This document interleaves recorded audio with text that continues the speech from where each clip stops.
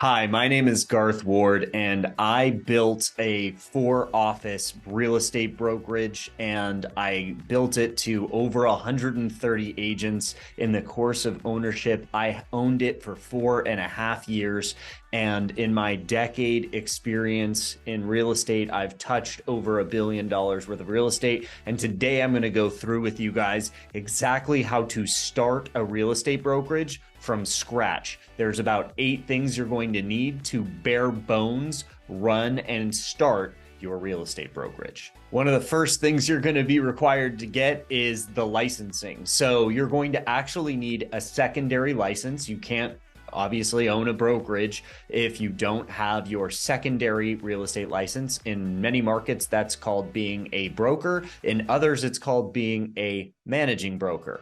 And once you have that license, you can usually apply to your state to become a designated broker, and they will then attach that designation to a company that you create that is approved by your real estate commission board or whatever you have in your state that fulfills that role.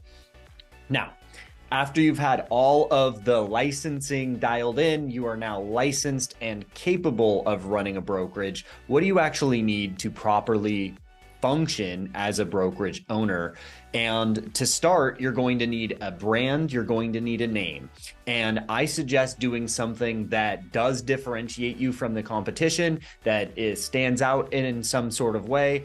Don't use something cliche, basic, or boring, because it's not going to stand out enough against your competition. Spend a lot more time than you think is important on your name and your brand, because it is going to be what dictates the type, kind, and caliber of agents that you attract. You're also going to have systems in place. You're going to have a compliance system, some way to review the paperwork that is submitted into your company by your agents and keep track of all the files of your agents that are doing business.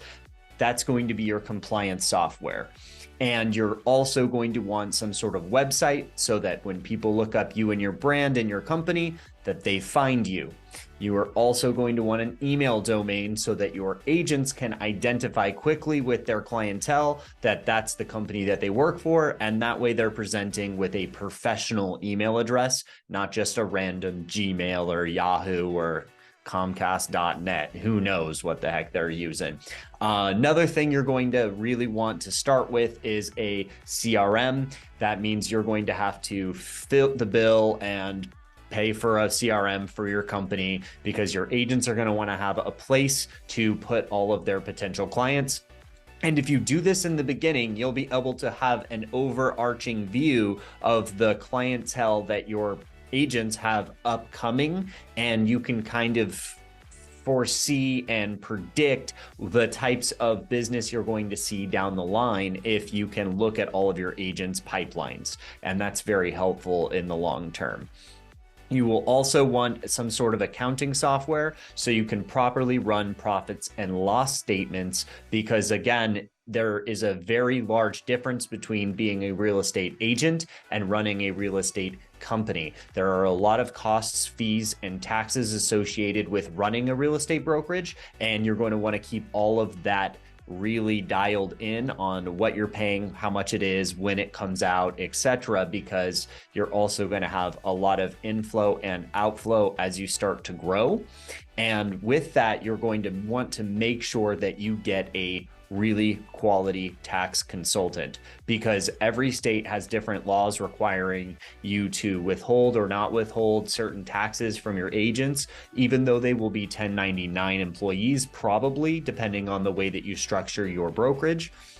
You will still be likely required to withhold business and operations taxes, maybe some state taxes, maybe in certain areas, city taxes from all of the commissions. And you want to make sure that you're doing all of that on the front end, because if you do not, you will be charged large amounts at the end of the year, and you want to avoid that, because then you find out that you're not nearly as profitable as you originally had thought.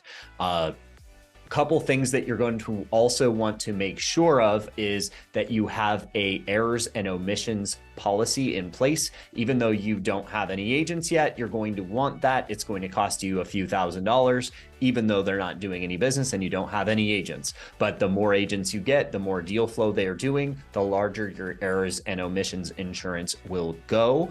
And you will also need to make sure that you are paying the proper amounts of labor and industries as well. So your L&I is what you pay to make sure that if they get injured on the job, they're compensated for it. And every state has varying levels of this, but effectively you're going to have to pay for every hour that your agents work to make sure that if they're injured on the job, that they then get compensated. And lastly, you're going to want marketing materials. Obviously, when you go out into the world and you've created your real estate brokerage, you've got your brand, your systems, all of your stuff's dialed in. Well, now you're going to start meeting agents and they're going to ask you what you do and how you operate and what you provide. And one of the things that's going to set you apart if you do it right is the types and kind of materials that you can present to them that you offer as a brokerage and how you can help them present and offer the same things to their potential sellers and buyers, which will help you get more agents in the long run. If you have more questions about how to start a real estate brokerage, or you're just looking to partner with me on how to do it and what to do, reach out to me through the comments or send me a direct message on Instagram at the Garth Ward, or you can send me a direct text message to my phone number,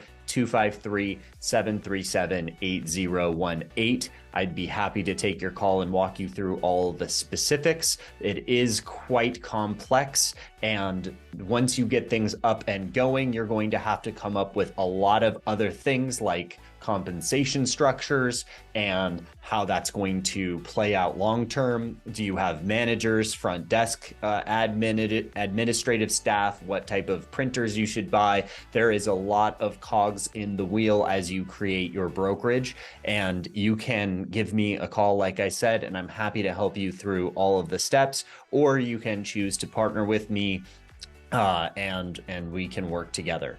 Thank you so much for joining me on today's video. Please consider liking and subscribing to the channel. This will be the start of a brand new series on the channel called How to Build a Brokerage. And if you continue following this playlist, you will get more tips and tricks on creating an entire real estate brokerage, from compensation plans to the structures of it to the staff you're going to likely need. And I look forward to seeing you guys throughout all of those videos.